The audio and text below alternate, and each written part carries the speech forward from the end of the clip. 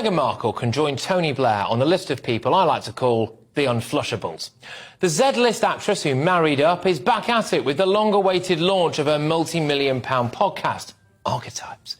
In the first episode, she explains how ambition can be seen as a bad thing for a woman. She was joined by her really close friend, Serena Williams. So, the podcast was a discussion between a woman who has worked incredibly hard for what she's got, obtained fame and fortune on merit and merit alone, has real things of value to say about women striving for success, and indeed the obstacles they face.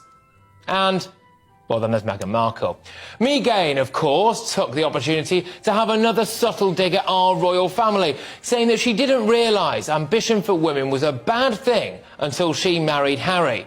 This implies that it's hard to be a woman in the royal family, which I imagine came as a huge shock to our longest ever reigning monarch, Queen Elizabeth II, who is, of course, a woman. Meghan appears to have a mistaken understanding of what the word ambition really means, especially when it comes to the royal family. The ambition is not to launch clothing brands, to engage in brash publicity stunts, or be filmed by Netflix. No, the ambition is about dedicated national service. The Queen has done more for charity than any monarch in history. The Charities Aid Foundation revealed that she's raised more than £1.4 billion for worthy causes. Meanwhile, there are reports that Meghan and Harry's Archwell charity spent more money on legal fees in its first year than it raised for good causes. I think Meghan's probably right to an extent, though, isn't she?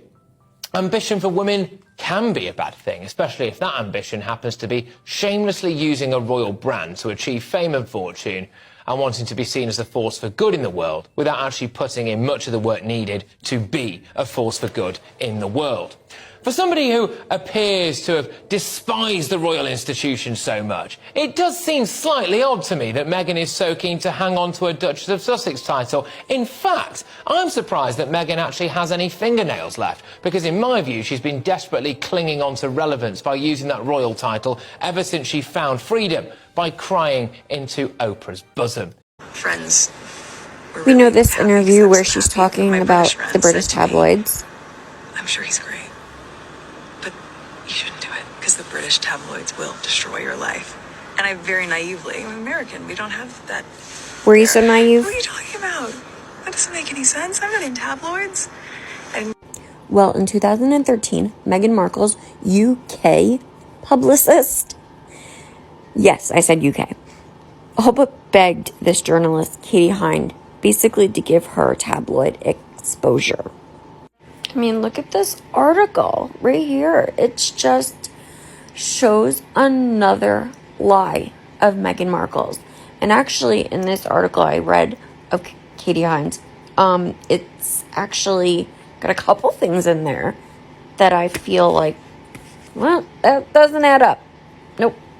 Do any research about what that would mean? No. I didn't do any research about what that would mean. No. I've never looked up my husband online.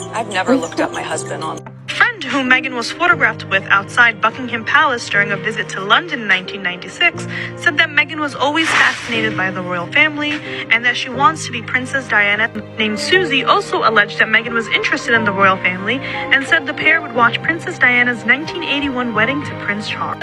Meghan wrote about her dream of becoming a princess and about Prince William and Kate Middleton's wedding on her blog 7 years ago. Well, I didn't do any research about what. Meghan Markle has dropped the first episode of her podcast, and she reveals while she was away on an official trip as a royal, there was a scary moment when a fire broke out in the nursery where her baby son Archie was staying. Meghan revealed the scare on the first episode of her new Spotify podcast and slammed the palace, claiming they made her and Harry keep working. Some are saying she took another swipe at the palace with this comment. I don't ever remember personally feeling the negative connotation behind the word ambitious until I started dating my now husband. Meghan shot this promo saying she's glad to have a new platform. I'm just excited to be myself and talk. And Meghan's first guest on her podcast was the me that they've never gotten to know. Was there. I don't recall any fire engines. I mean, we didn't get the story. Obviously, we were all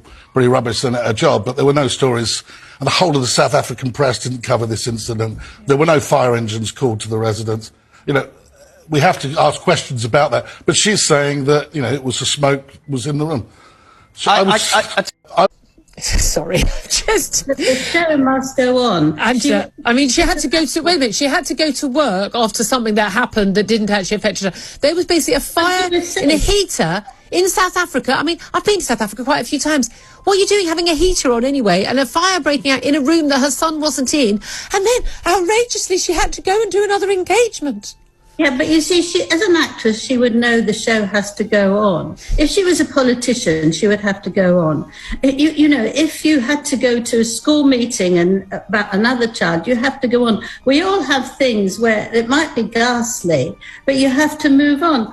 I'm royal obsessed, and this came just off the back of me reading Tom Bower's book on Meghan Markle, and he admittedly didn't get access to the subject, but he spoke to 80 people around her, and it was interesting in that context to listen to what was put forward in this podcast. It felt like such a missed opportunity, just from a journalist's perspective. If I could have sat there, the questions would have been so different. And one of the things I really picked up on was Meghan was constantly making comparisons between herself and Serena.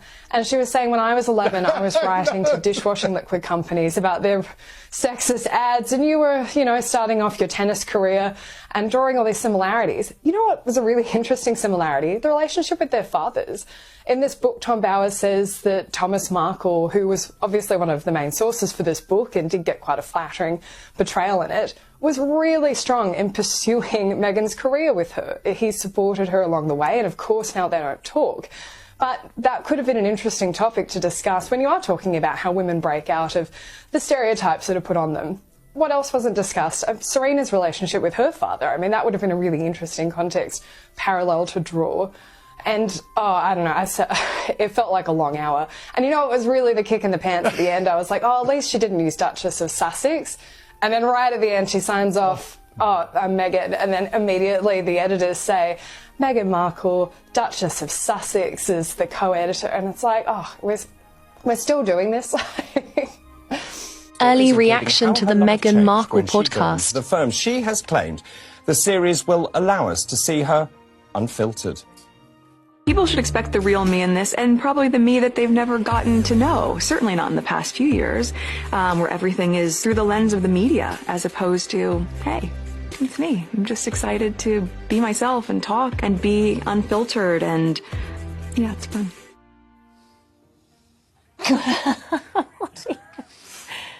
The first episode launched today and features tennis star and friend Serena Williams. Plus, Harry makes a surprise appearance. You guys, that first guy made me laugh so hard. I have watched that clip about 100,000 times. I love him. This compilation really cracked me up. I know the new podcast came out, and I'm hearing reports that it's a doozy. So if you listened, let me know in the comments what your thoughts were. And I'll keep putting these together. Wow.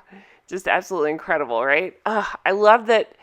I've heard reports, the story goes that there was a fire in the nursery, which that would be devastating. But then it's since come out that's not what happened. It was a heater that was smoking that promptly got taken care of, and R2 was nowhere near the nursery. So it's just like par for the course, right? Anyway, guys, thanks so much for watching. I really appreciate it.